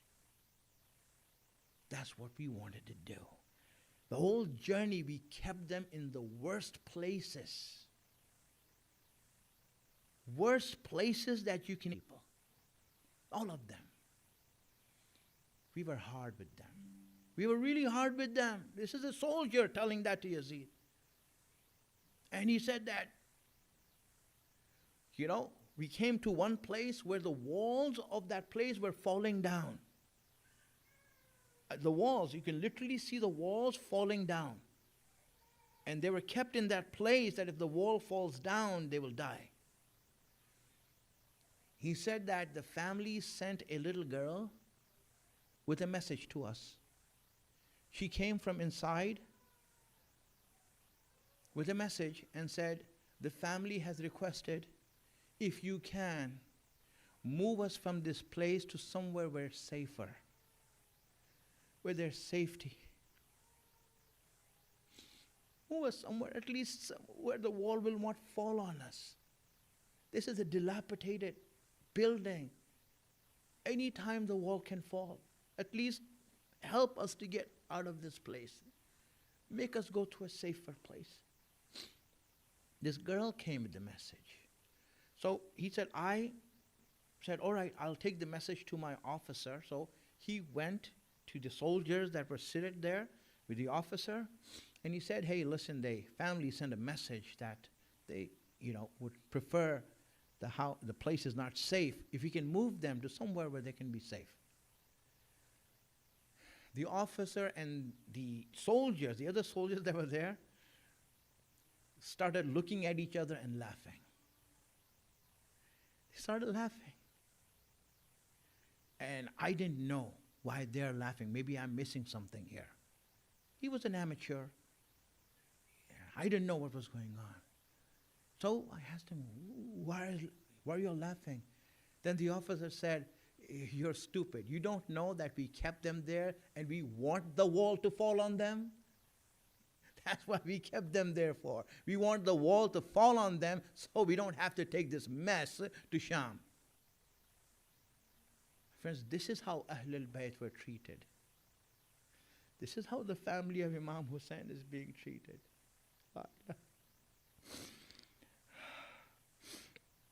And then this end of this is that Yazid was hearing this, and then the soldier said, you know what? Through all this thing that we did, and this is for you, my friends, through all the things that we did to them, never, not once, did they say anything bad to us. Their akhlaq was so good. They were so nice to us. After all that we had done to them, it showed that they belonged to a very good family. They belonged to a good family, that they went through this. This is what happens, my friends. A soldier that tells that one day I was carrying the head of Imam Hussein. The head of Imam Hussein was on a certain spear, and I was carrying that spear. And every night when we used to stop at a certain place, we would go there, and we would just put the spear inside. We would put the spear inside the ground so it just stands there, and Hussein's head is on top. And then we would put all the ladies together in a huddle and tie them up and all that. This is how it was. And then he says that I was sleeping. And then as I was sleeping one night, I heard some noise of someone crying. I just opened my eyes a little bit. When you're sleeping, you just open your eyes a little bit. He said, I just opened my eyes a little bit, and I saw the daughter of Imam Hussein, Sakina, was crawling and crying, coming towards that spear. She came close to that spear and started talking to the head of Imam Hussein. She started talking to the head of Imam Hussein and said, Father, it's me. I am Sakina, your daughter. Father, maybe you don't recognize me like this because you never saw me like this, my father. You always used to get me good clothes to wear and all that, but look at my clothes. They're filled with my blood. They're burned. They're torn. You never saw me like this, Father. But it's me. I'm your daughter, Sakina. He said, Father, let me tell you what's going on with us. What me? He's just talking about herself. He says, I learned something here. This trip. I learned that soldiers' hands are very hard, Father. The hands of soldiers are very hard. When they hit me on the face, there's ringing in my ears. There's ringing in my ears, Father. What can I do? And especially the shimmer. He has the hardest hands. When he slaps me in the face, I fall down unconscious, Father. This is Sakina talking to her father. So the soldier says, then I heard Sakina say that, Father, when I was with you, I was so eloquent. I used to speak so nicely, and everyone would enjoy when I talk. What happened to me, Father? I started stammering. I can't even say anything anymore. I can't say anything anymore. Father, whenever we go and someone hurts me, I always look back for my Uncle Abbas. And every time I mention Aina Ammu al Abbas, where is my Uncle Abbas? Someone would come and slap me and say, this is your Uncle Abbas, take him.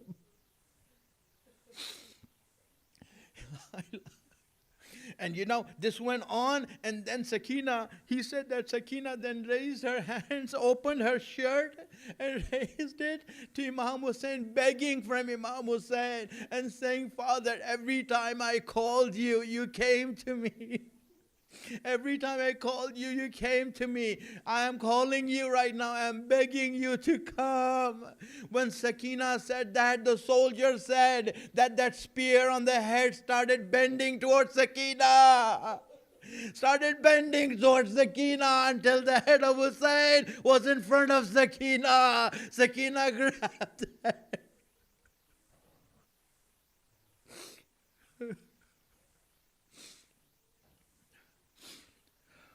سيعلم الذين ظلموا أي منقلب ينقلبون يا محمود بحق محمد يا الله بحق علي يا فاطر السماوات بحق فاطمة حسين بحق حسن يا قديم الحسن بحق حسين. Allah give us the tawfiq to be on the right path, the wisdom to understand your guidance, hasten the reappearance of our Imam, make us his helper when he comes. وآخر الدعوانا أن الحمد لله رب العالمين. ماتم حسين.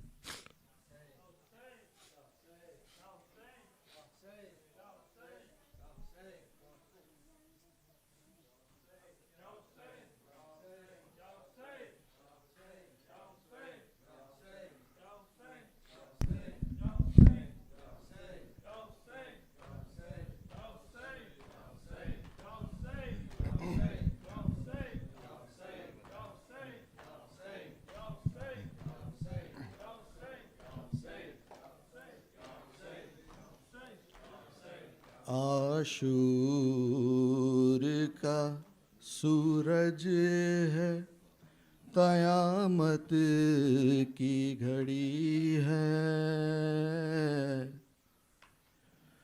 بھائی کا گلا کٹتا بہن دیکھ رہی ہے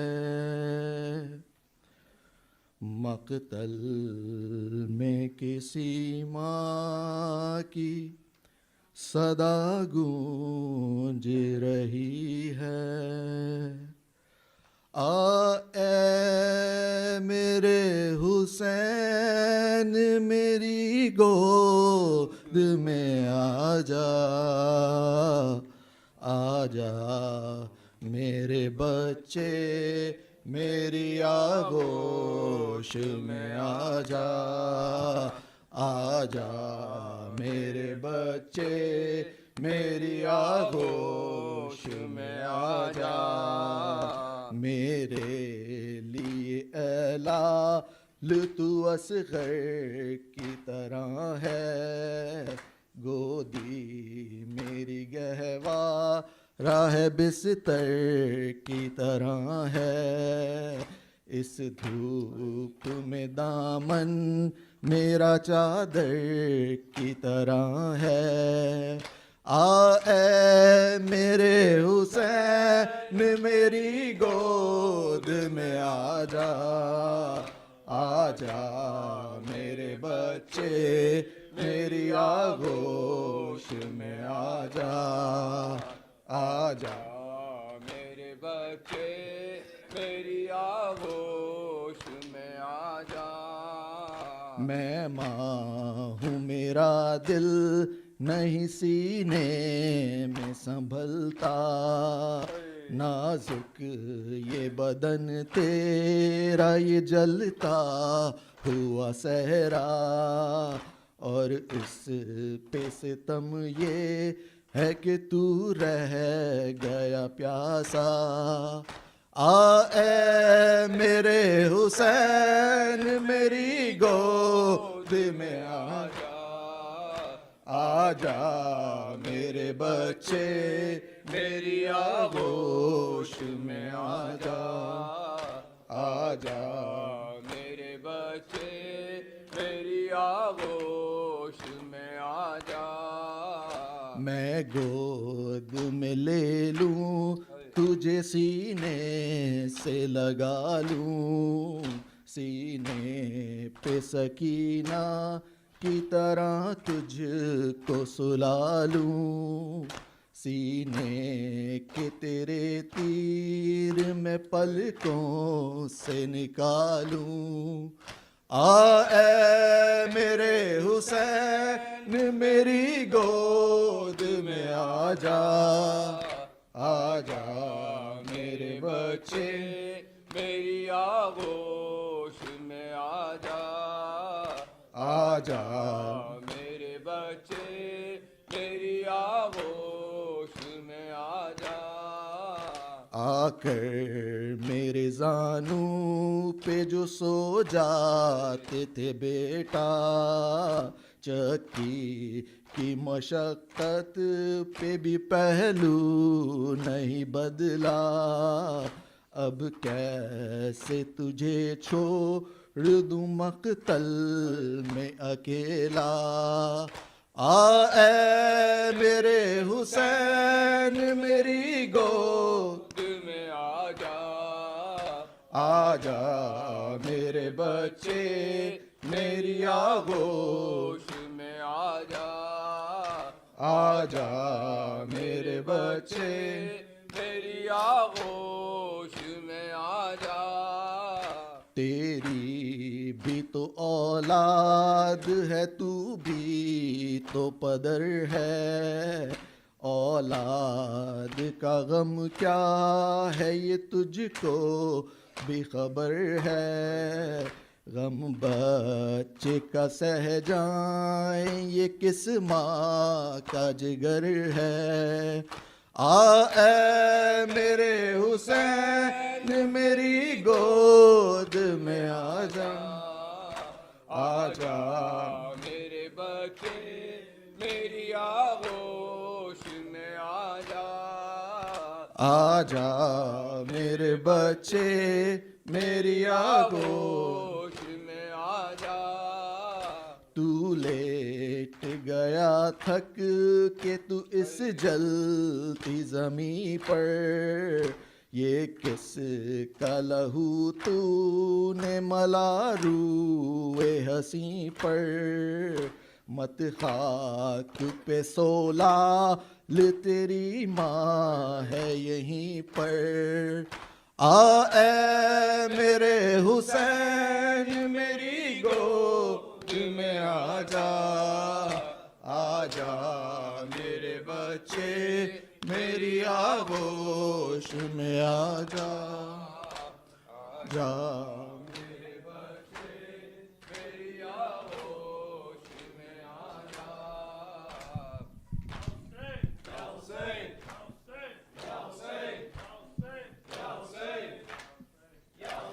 مهرت مرا رکن نماز است حسین جان عشق تو مرا کعبه راز است حسین جان میخواستم از وصل جمال تو بگویم دل گفت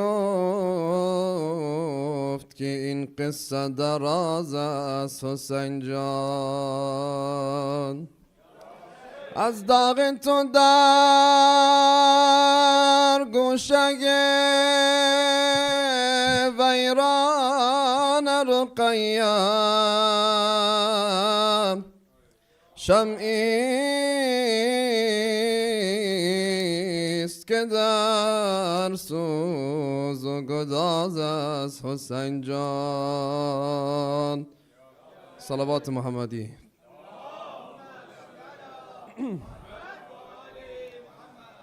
احیا نمود شرع مبین را جهاد تو ای سرور تمام شهیدان امام حسین، مولا امام حسین، آقا امام حسین، مولا امام حسین، آقا امام حسین، مولا امام حسین، آقا امام،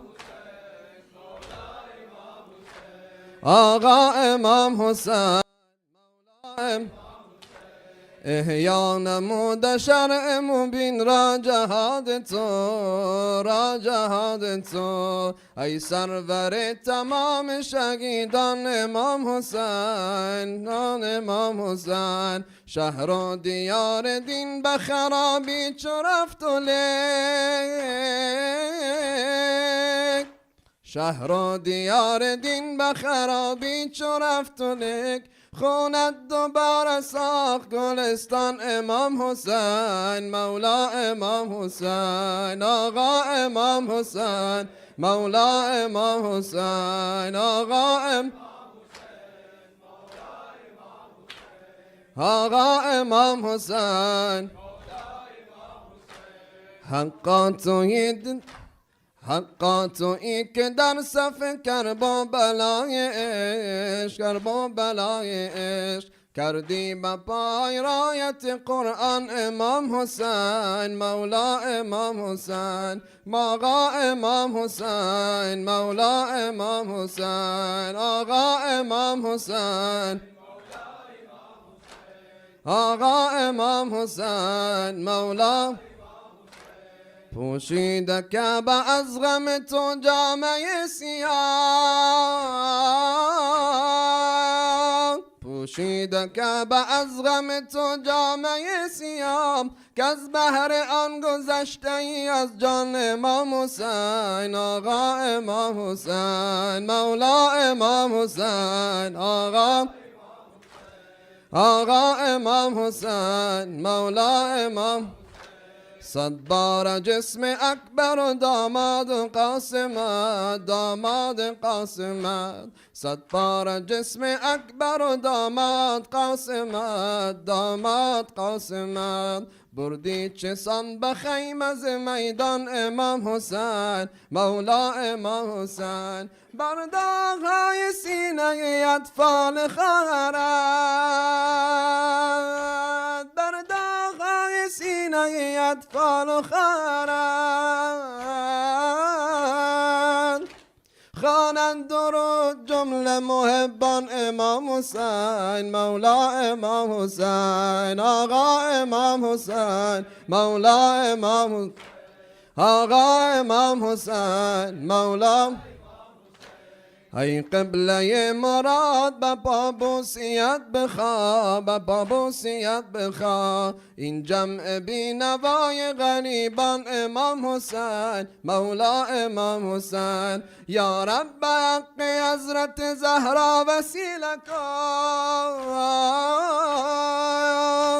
یا رب به حق حضرت زهرا وسیله کن، بوسیم باب کوثر ایمان امام حسین، مولا امام حسین، آقا امام حسین، مولا امام حسین، آقا امام،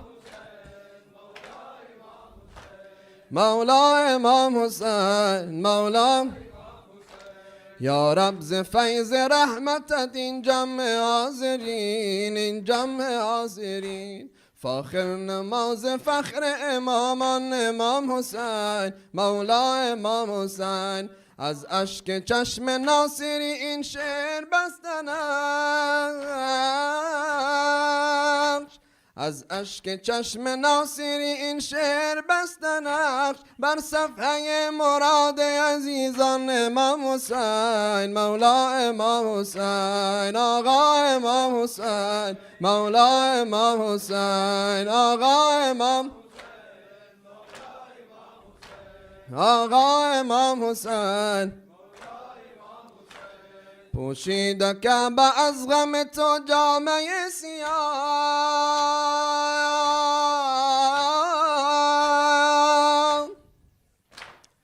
پوشیده که به از غم تو جامعه سیاه که از بحر آن گذشته ای از جان امام حسین مولا امام حسین آقا امام حسین مولا امام حسین آقا امام حسین آقا امام حسین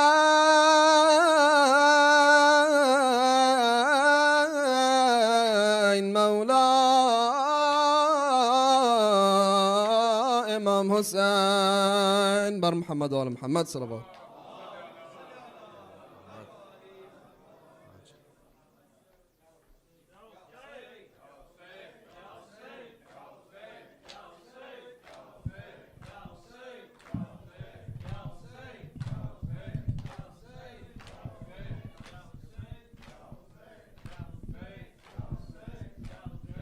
خوشنودی 72 تن شهدای دشت کربلا اجماعاً صلوات بلند ختم کنید.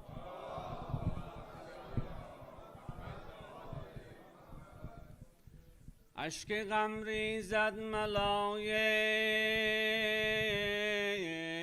از دو عین بحر حسین نغمه غم می سراید بلبلان کربلا می کنند برپا محرم عاشقان از سوز دل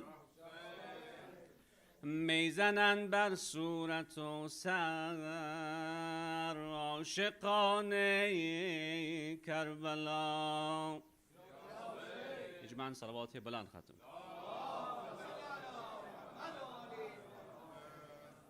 من جان به خدا دادم تا زنده شما باشید من جان به خدا دادم تا زنده شما باشید من جان به خدا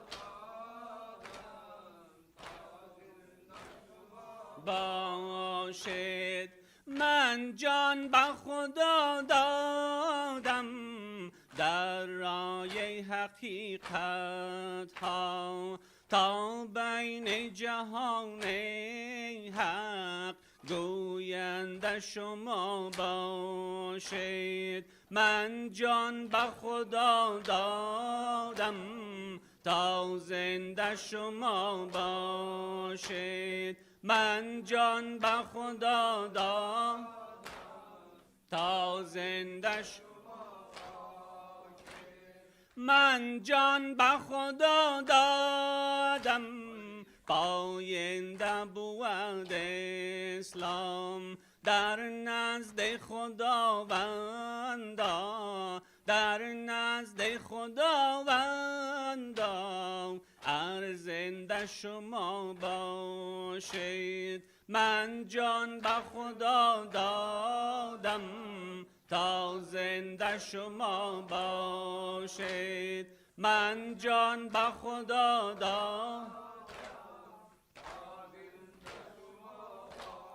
باشید من جان به خدا دادم عاشق سر و جانم را در بین جهان عشق رخشنده شما باشید من جان به خدا دادم تا زنده شما باشید من جان به خدا دادم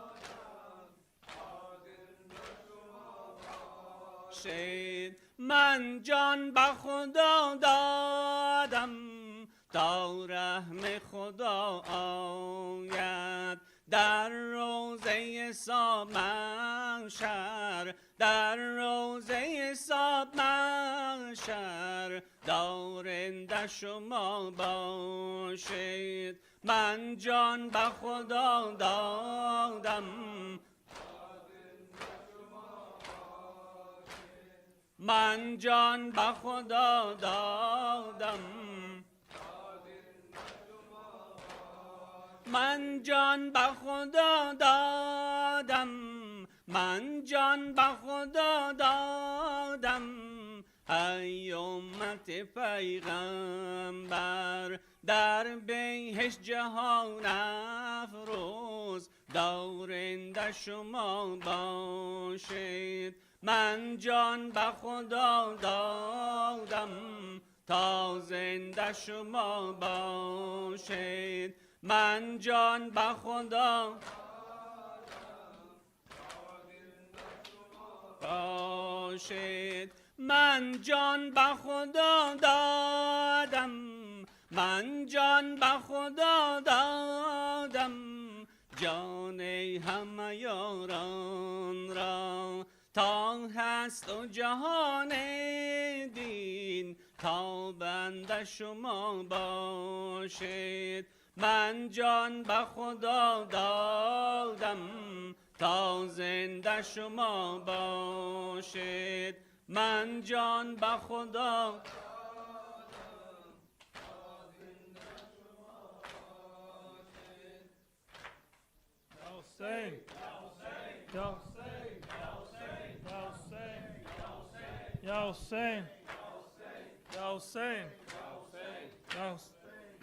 میں خاک کربلا ہوں رتبہ میرا جدا ہے میں خاک کربلا ہوں رتبہ میرا جدا ہے میں خاک کربلا ہوں رتبہ میرا جدا ہے میں خاک کربلا ہوں رتبہ میرا جدا ہے بنت علی نے مجھ کو چادر بنا لیا ہے میں خاک کربلا ہوں رتبہ میرا جدا ہے میں خاک کربلا ہوں رتبہ میرا جدا ہے میں خاک کربلا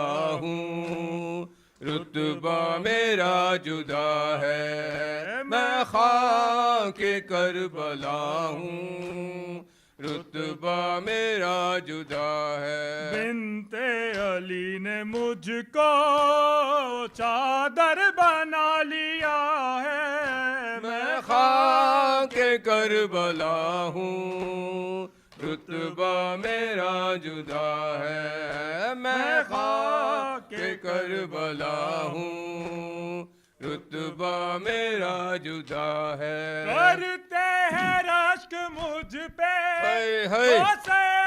کے بھی کنارے زینب کے سر میں نے 2 سال ہیں گزارے میرا ہر ایک ذرہ ہر ظلم کا گواہ ہے میں خاک کربلا ہوں رتبہ میرا جدا ہے میں خاک کربلا ہوں رتبہ میرا جدا ہے میں خاک کربلا ہوں رتبہ میرا جدا ہے اکبر جوان قاسم غازی سے چاند تارے زین العباد میری آغوش میں اتارے یعنی لہو نبی کا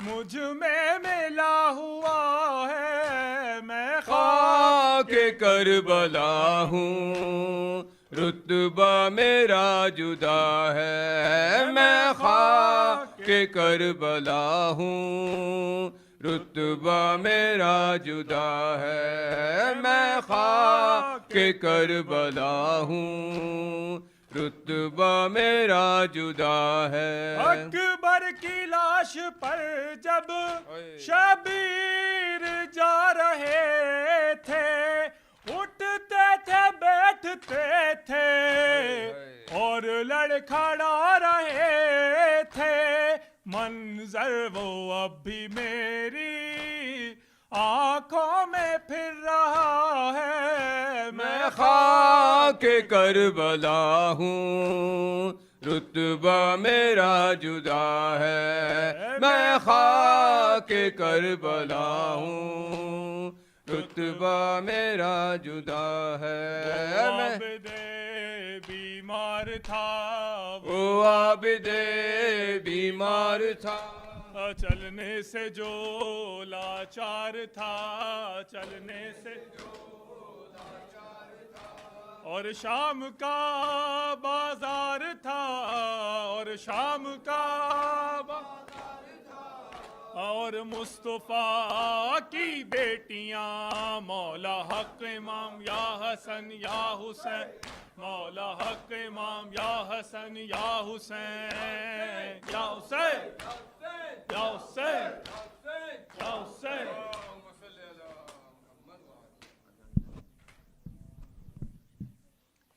السلام علیکم یا ابا عبداللہ، السلام علیکم ابن رسول اللہ، السلام علیکم ابن امیر المؤمنین وابن سید الوسیین، السلام علیکم ابن فاطمة الزہرا سیدۃ نساء العالمین، السلام علیکم سائر شہداء کربلا خصوصاً سیدی مولا یا ابو الفضل العباس یا ابن امیر المؤمنین، السلام علیکم ورحمۃ اللہ وبرکاتہ. السلام علیکم یا غریب الغرباء، السلام علیکم یا معین الضعفاء والفقراء، السلام علیکم یا سلطان یا ابا الحسن یا علی ابن موسیٰ الرضا، السلام علیکم ورحمۃ اللہ وبرکاتہ.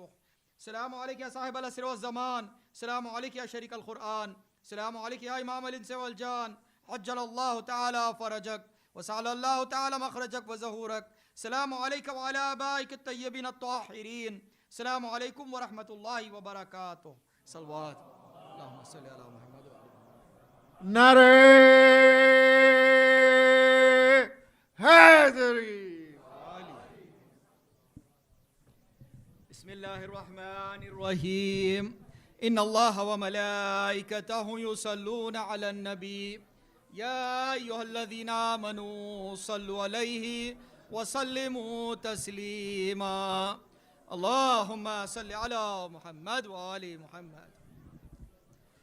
سبحان اللہ والحمد للہ ولا الہ الا اللہ واللہ اکبر وللہ الحمد.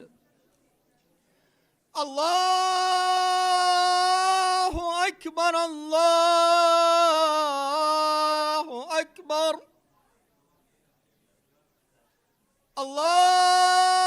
اللہ اکبر اللہ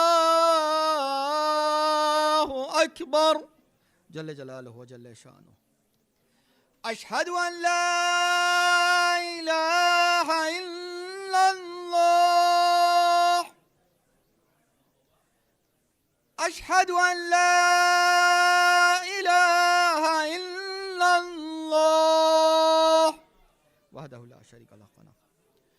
اشہد ان محمد رسول اللہ. اللہم صلی علی محمد وآل محمد. اشہد ان محمد رسول اللہ. اللہم صلی علی محمد وآل محمد. اشہد ان امیر المومنین و امام المتقین علی ولی اللہ ووصی رسول اللہ وخلیفتہ بلا فصل علیہ الصلاۃ والسلام. اللہم صلی علی محمد وآل محمد. اشہد ان امیر المومنین و امام